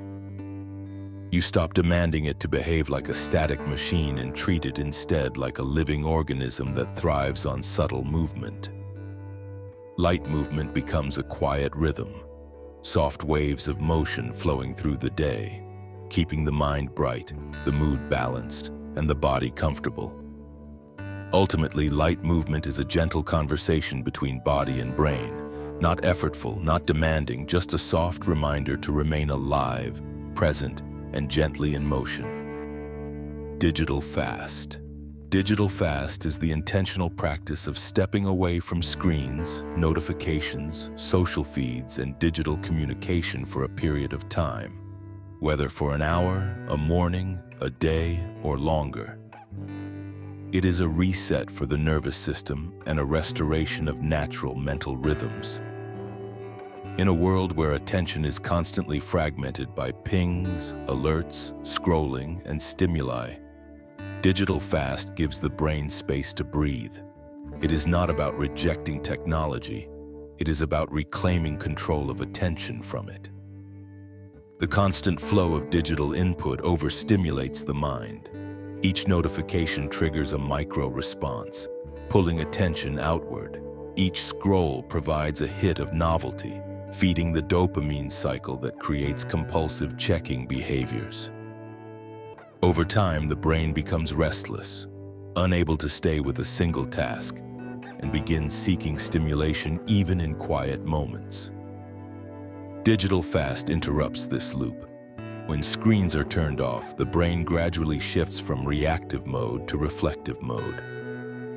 During a digital fast, silence becomes more noticeable. Thoughts become clearer. Emotions that were suppressed by distraction may surface. You may notice your anxiety decreasing, your senses becoming sharper, and your breathing slowing. This is because the cognitive load of constant digital presence is lifted. The nervous system begins downshifting out of the alert state sparked by constant attention shifts. Digital fast also reconnects you with physical reality. You begin to notice textures, smells, sounds, and light. You become aware of your surroundings, how your body feels, how the air moves, how space exists around you. This anchors you in presence. Many people realize how much of life they have been living indirectly through screens rather than directly through the senses. Emotionally, digital fast brings you back to yourself. You stop absorbing other people's opinions, moods, and expressions through social media. You disconnect from comparison, performance, and information overload. Instead of reacting to external signals, you begin listening to internal signals, your own voice, intuition, and inner needs. Sleep is often improved as well. The brain, freed from blue light and overstimulation, transitions more smoothly into restorative nighttime rhythms. Many people report falling asleep faster and waking feeling clearer after a day with reduced screen exposure. There are different approaches to digital fasting. A micro fast might be 1 hour with no digital devices. A morning fast might mean no phone or screens for the first 2 hours after waking. A night fast might mean shutting down all devices after a certain evening time. A full day fast might include an entire day offline. Each version reshapes attention patterns. At first, the impulse to check devices may feel strong. This is evidence of habitual attention conditioning. With repetition, the urge quiets. The mind becomes calmer and more self-contained. You learn that the world does not collapse if you are not constantly connected. You discover that many notifications are not urgent, and that urgency is often artificially induced. Digital fast also improves productivity.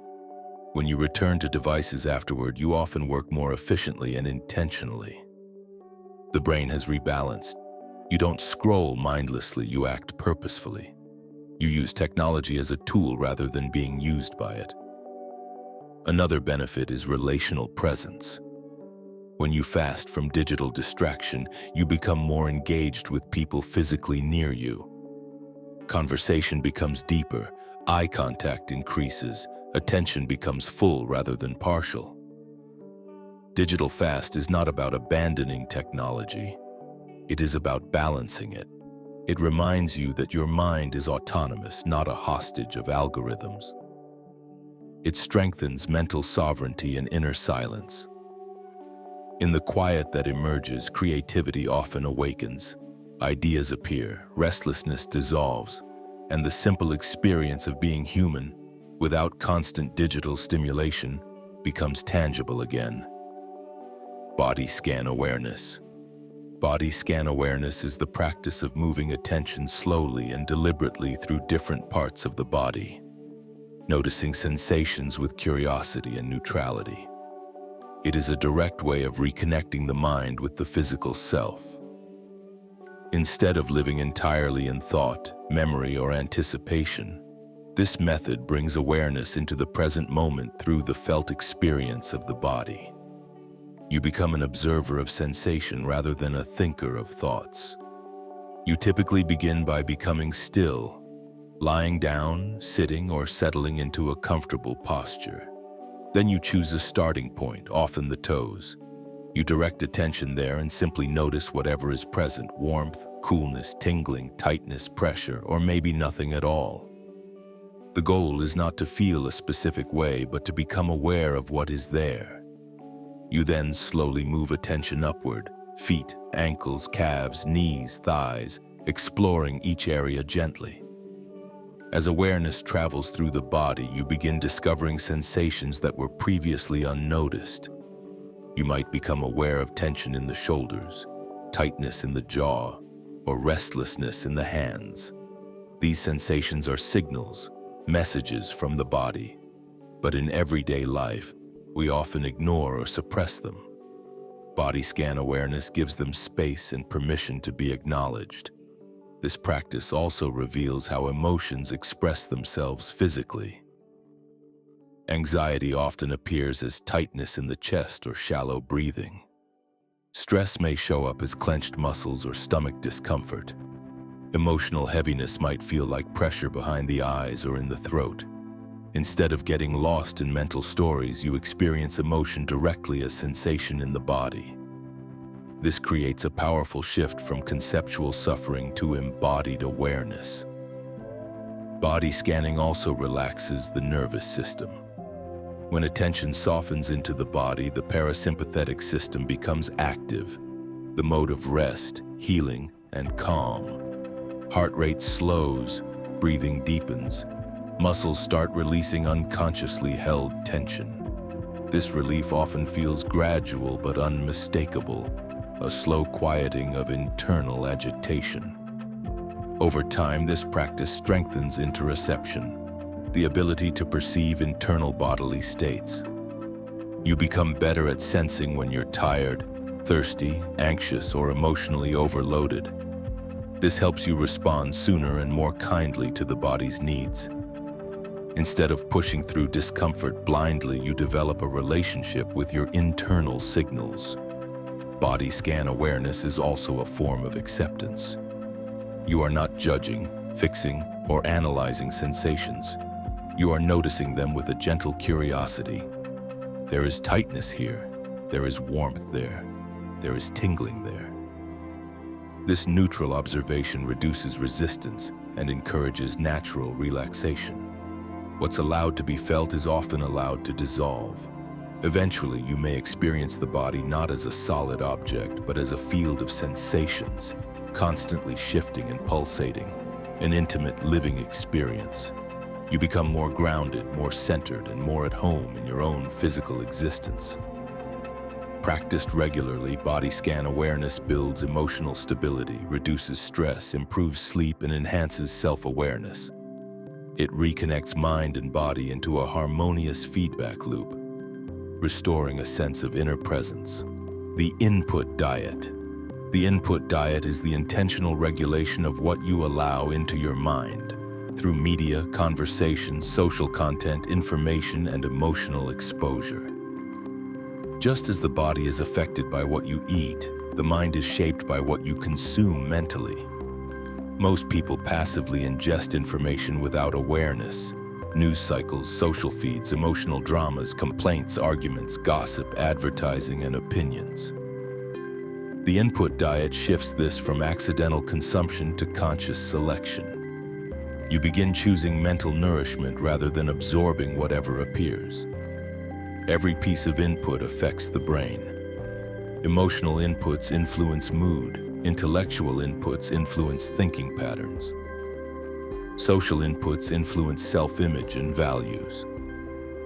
If you fill your mind with negativity, outrage, fear, and distraction, your inner world reflects it. If you fill it with insight, inspiration, learning, and meaningful content, your inner world elevates. The input diet recognizes that attention is not just focus, it is consumption. What you attend to becomes part of your psychology. One of the first steps in the input diet is noticing patterns. You begin asking, what do I watch? What do I listen to? What conversations do I entertain? What environments do I step into? What messages do I internalize? Becoming aware of the sources of mental input helps you identify which ones energize you and which ones drain you. For many people, a large portion of internal stress doesn't come from their own life, but from borrowed emotional burdens, stories of conflict, online outrage, crisis headlines, and curated insecurity. The input diet filters out these external stressors. Instead of consuming everything placed before you, you cultivate psychological selectivity. Your mind becomes less like a public hallway and more like a private garden. The input diet also encourages replacing empty stimulation with nourishing input. Instead of scrolling endlessly, you curate your sources. Instead of mindless media, you can choose educational content, artistic expression, uplifting stories, philosophical ideas, or technical knowledge. You begin shaping your mind deliberately. Another part of the input diet is boundary setting. You may limit exposure to negative conversations, disengage from gossip environments, or politely step away from people who constantly inject anxiety or cynicism. This is not rejection, it is protection. You are treating the mind as something worthy of defense. The input diet also includes silence as input. Silence is not nothingness, it is psychological space. When you create quiet moments with no external stimulation, the mind can process, integrate, and release accumulated noise. In stillness, inner perception becomes clearer, imagination awakens, the mental digestion begins. Your brain is not designed to process infinite input streams, especially at high emotional intensity. By reducing informational clutter, you give the mind room to breathe. The nervous system unburdens, you feel lighter, calmer, and more present. The input diet transforms identity as well. You stop being shaped by trends, social pressure, and external narratives. You develop your own philosophy, values, and priorities. The inner voice grows louder than the outer voices. Instead of reacting to external signals, you begin generating thoughts from internal clarity. Over time, the input diet changes mental flavor. Your thinking becomes more original. Your emotional state becomes more stable. Your internal world becomes cleaner and more coherent. You spend less time reacting and more time creating. You become a curator of your consciousness. Ultimately, the input diet is about mental self-respect. You choose what enters your mind. You choose what occupies your attention. You choose what influences your emotional landscape. In doing so, you craft a healthier, more intentional, more empowered inner life. Incubation gaps. Incubation gaps are intentional pauses in active thinking, moments when you deliberately step away from a problem, idea, or creative task so that the unconscious mind can continue processing it beneath awareness. It is the recognition that thinking does not only happen while you are consciously focused. The brain has an astonishing ability to work behind the scenes, organizing knowledge, connecting concepts, and generating solutions when you are not actively forcing attention onto the issue. These gaps of mental rest become fertile ground for insight. When you work intensely on a task, like solving a problem, composing, writing, designing, analyzing, or brainstorming, you engage the conscious analytical part of the brain. But this system can hit blocks. When you stare too hard at the problem, thinking becomes rigid. The harder you try, the narrower the cognitive field becomes. Incubation gaps loosen that tightness. When you step away, even briefly, neural associations reorganize, linking distant ideas that were previously disconnected. This phenomenon explains why solutions often appear spontaneously during unrelated activities, while showering, walking, commuting, doing dishes, or drifting to sleep. The incubation gap is not inactivity. It is subconscious activity. The brain is sorting information, testing possibilities, running simulations invisibly. This process also reduces cognitive saturation. When you strain the mind continuously, mental fatigue builds and clarity drops. A pause rejuvenates neural function, similar to resting a muscle between repetitions. Returning to the task afterward often brings freshness. Suddenly, something vague becomes clear. Something tangled becomes simple. Incubation gaps can be short, like 30 seconds of staring into space, or long, like hours or days.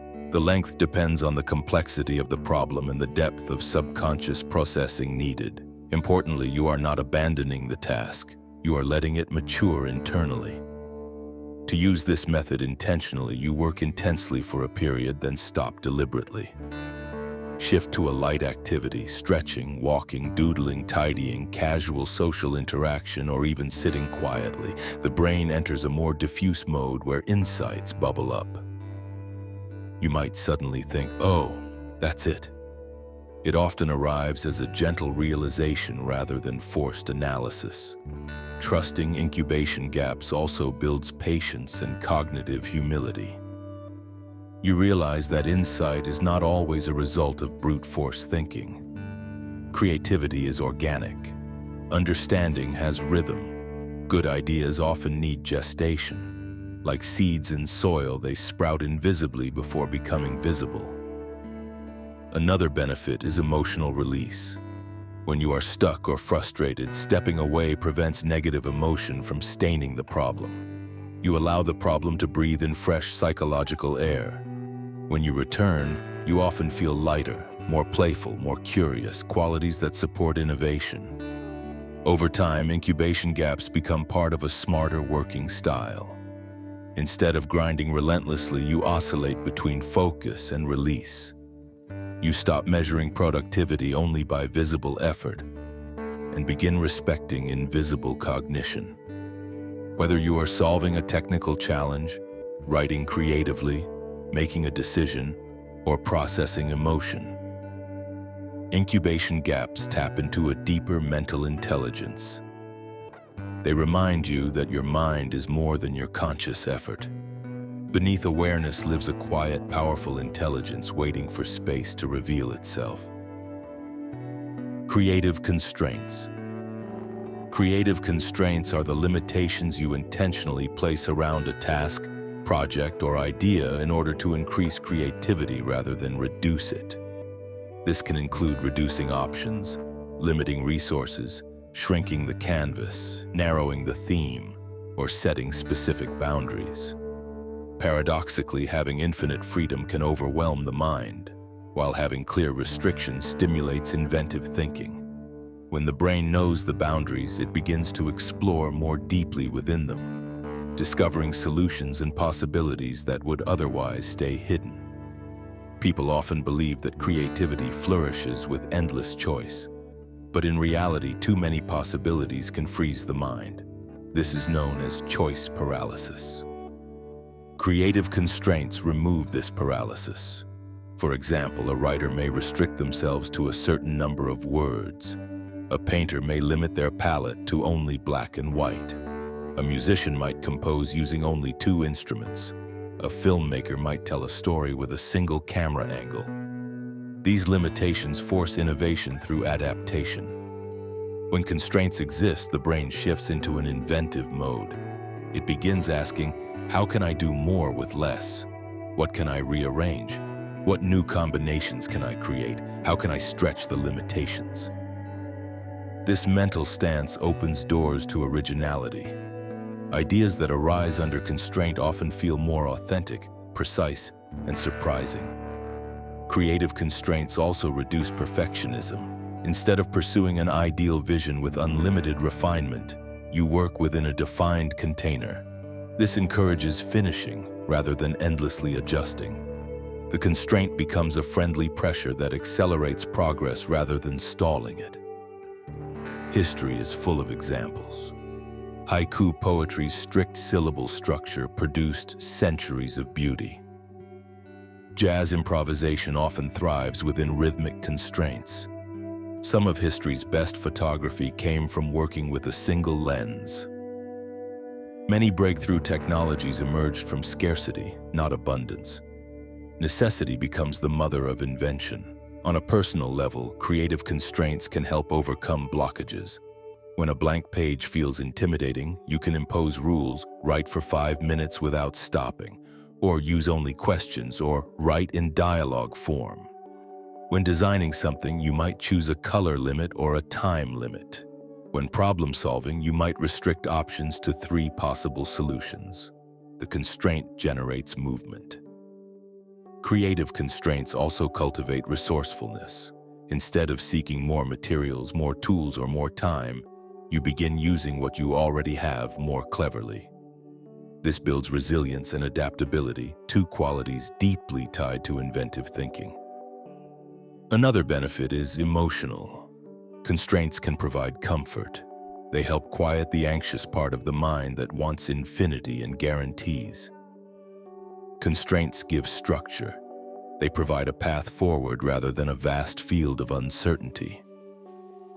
Within that structure, imagination becomes more playful. Over time, practicing creative constraints changes how you think. You begin seeing limitations as allies rather than obstacles. You learn to trust your imagination to stretch and expand. You become better at improvisation, curiosity, and lateral thinking. You discover that creativity is not about having everything. It is about transforming what you have into something meaningful. In the end, creative constraints help you unlock originality not by enlarging the world, but by deepening your engagement with a smaller one. Sunlight exposure. Sunlight exposure is the intentional practice of spending time in natural light, especially early in the day, to support the brain's chemistry, hormonal balance, emotional health, and circadian rhythm. Human biology evolved outdoors. Our internal systems depend on sunlight as a regulating signal. When sunlight hits the eyes, even through closed eyelids or in indirect shade, receptors communicate with the brain's master clock, the suprachiasmatic nucleus, signaling it is daytime. Wake up, energize, synchronize. This single natural input resets numerous physiological processes. Morning sunlight boosts serotonin, a neurotransmitter associated with mood elevation, optimism, and emotional stability. This is why people often feel better, calmer, and more positive after being outside in daylight. Serotonin later converts to melatonin, the sleep hormone, at night. So sunlight in the morning actually improves sleep in the evening. It initiates a chain reaction: light, serotonin, melatonin, deep sleep, sunlight.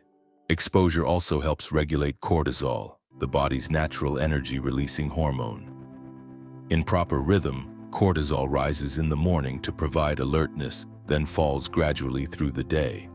But modern indoor life, screen lighting, and artificial illumination can confuse this system. Morning sunlight anchors cortisol correctly, stabilizing energy and reducing afternoon fatigue or nighttime restlessness.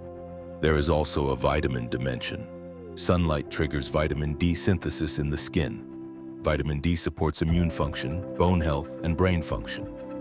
Low vitamin D levels are associated with depression, fogginess, and impaired cognitive function.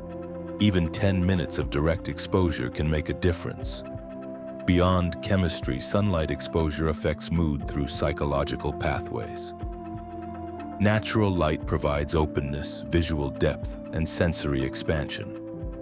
The mind relaxes instinctively when exposed to the living environment: trees, sky, ground, horizon. It breaks indoor tunnel vision. Many people find that sunlight provides a subtle emotional reassurance, an unspoken message of continuity and natural order. Sunlight exposure is also a form of embodied presence. You might walk outside, sit near a window, stand on a balcony, or simply open the door and look at the sky. In that moment, you are engaging with the world directly, not through a screen or in abstraction. You are participating in the planetary rhythm. To practice sunlight exposure effectively, aim for 10 to 30 minutes outside shortly after waking, even on cloudy or cold days. The brightness of daylight, even through cloud cover, is many times stronger than indoor lighting. Looking out a window is helpful, but being physically outside enhances the effect. You don't have to stare at the sun. Normal daylight exposure is enough. Ideally, you allow the eyes to receive natural light without sunglasses most of the time. This does not mean looking directly at the sun. It means simply letting ambient light reach the photoreceptors. If you combine sunlight exposure with a gentle morning walk or light movement, the benefits multiply. Body, brain, and mood align harmoniously. Over time, sunlight exposure stabilizes circadian rhythm, lifts emotional tone, improves cognitive performance, and strengthens sleep quality. It reconnects you with a biological pattern older than human history, one that has shaped consciousness for millions of years. Mental contrast visualization.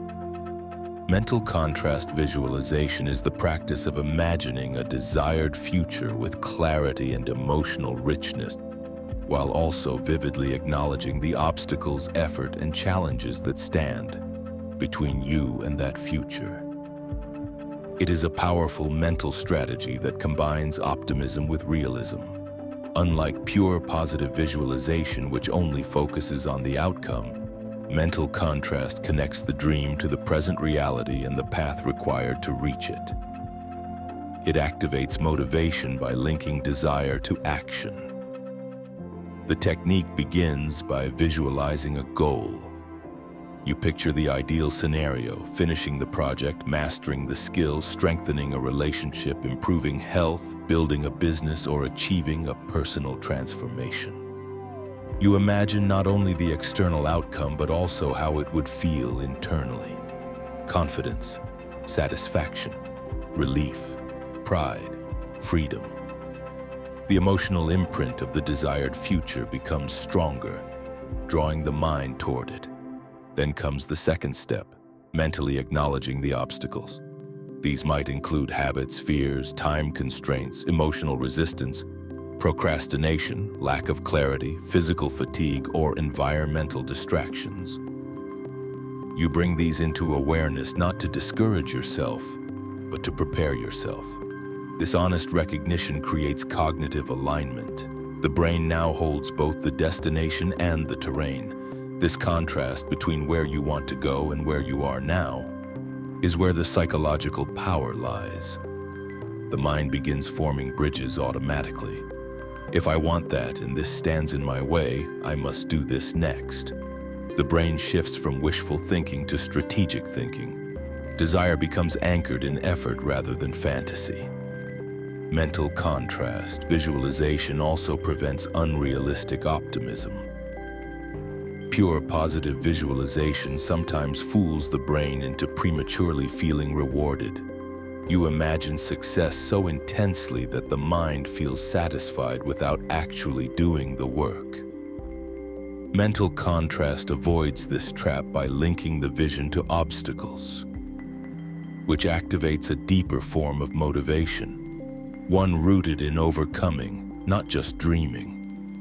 This technique also helps prioritize action. When the brain sees both aspiration and challenge, It begins identifying key steps. Instead of feeling vague or overwhelmed, you gain clarity on practical movement. For example, if the obstacle is lack of time, I will schedule work blocks. If the obstacle is distraction, I will restructure my environment. If the obstacle is emotional fear, I will start in smaller steps until confidence grows. Emotionally, mental contrast strengthens resilience. When you mentally preview obstacles, you become prepared rather than surprised. You expect resistance, so when it arrives, you do not interpret it as failure. You interpret it as part of the process. This makes persistence more natural. Over time, this practice rewires motivation from superficial excitement to grounded commitment. You stop treating goals as dreams floating into the future and start treating them as achievable endpoints with navigable pathways. You become more patient, more focused, and more strategic. Mental contrast visualization is powerful because it respects both the hope of the heart and the honesty of the mind. It integrates inspiration with pragmatism. It turns longing into responsibility and intention into momentum. By seeing both the goal and the friction, you activate the deeper will that turns vision into reality. Mind mapping. Mind mapping is a visual thinking technique where you organize thoughts, knowledge, and associations around a central concept in a branching, non-linear structure. Unlike linear note-taking, which forces information into sequential sentences, mind mapping mirrors how the brain naturally organizes ideas through networks, relationships, and connections. When you create a mind map, you begin with a core idea placed at the center of a page. From that center, you draw branches outward, each representing a related theme, subtopic, or dimension of that idea. The mind map grows like a living organism, expanding thoughtfully as associations unfold. This method activates both hemispheres of the brain. The left hemisphere supports logic, categorization, and structure. The right hemisphere supports imagination, color, pattern, and visual recognition. Mind mapping integrates them. Instead of forcing thought into rigid structure, it lets ideas flow freely across lines and shapes. This can spark insight because unexpected connections often emerge across branches. For example, imagine you are mind mapping health. One branch might go into nutrition, another into movement, another into sleep, and another into mental balance. Beneath each of those, more branches appear naturally. These branches mirror the organic architecture of human thought. They show how knowledge lives in interconnected clusters rather than isolated fragments. Mind mapping is especially effective for studying, brainstorming, planning, and problem solving. It is often easier to recall information structured visually rather than in blocks of text. When ideas live on paper as shapes, lines, and clusters, the brain retrieves them more intuitively, almost as images. This is because memory is not purely verbal. It is spatial, relational, emotional, and visual. The process also helps you understand what you don't know. Empty spaces or thin sections of the map reveal gaps in knowledge. These act as invitations to explore further. You begin to see learning as completion of a picture rather than memorization of sentences. Mind mapping also supports creativity. When you let branches expand freely, the mind is encouraged to roam. You might follow a chain of association that leads to a fresh idea or an unexpected insight. Often, the most valuable branch of a mind map is one you didn't anticipate when you began. Another benefit of mind mapping is emotional. When thoughts exist only in your head, they can feel overwhelming, but when you place them on paper, connected and visible, complexity becomes manageable. What once felt tangled becomes structured. This creates clarity and relief. Many people find that anxieties or confusions shrink when transformed into visual maps. Mind mapping is equally valuable for decision-making. You can create branches for different choices, consequences, timelines, emotional impacts, and resources. The structure allows the brain to see relationships that are hard to grasp in mental abstraction. You gain perspective from mapping the problem in space. Mind mapping also adapts to different learning styles. Some people use colors to differentiate categories. Some use symbols or small drawings. Some add arrows to indicate flow or direction. Others keep it minimalistic. What matters is that the map reflects your cognitive structure, not a standardized format. The practice becomes more powerful over time. As the brain becomes accustomed to mapping, your speed increases, your associations become more fluid, and your ability to think visually strengthens. You begin using mental mapping internally even without paper, thinking in branching structures rather than linear strings. Mind mapping is not just a technique, it is a cognitive philosophy. It respects the richness of human thought. It gives shape to intuition. It reveals patterns in complexity. It turns scattered ideas into coherent networks. And it can transform the way you understand, remember, and create.